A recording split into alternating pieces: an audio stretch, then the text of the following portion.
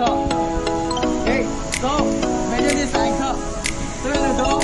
Okay, so let's say you saw you have to get the top rope. Hold the rope. Make sure you are ready first.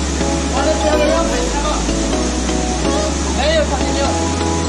Okay.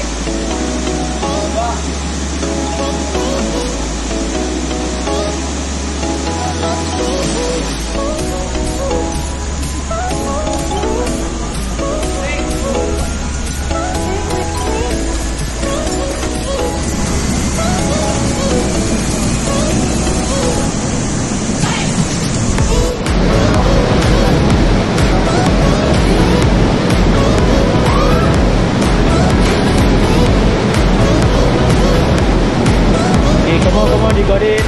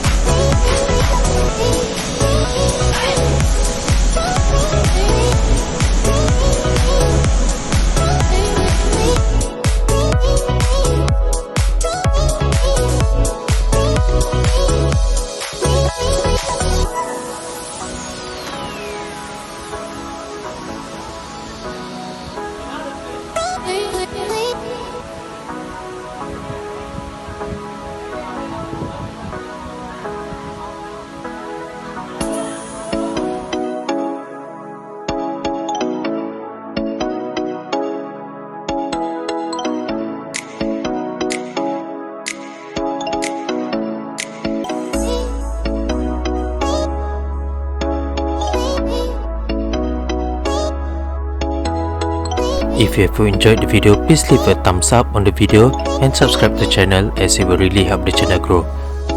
Thank you for watching. Take care, stay safe, and I will see you in the next video.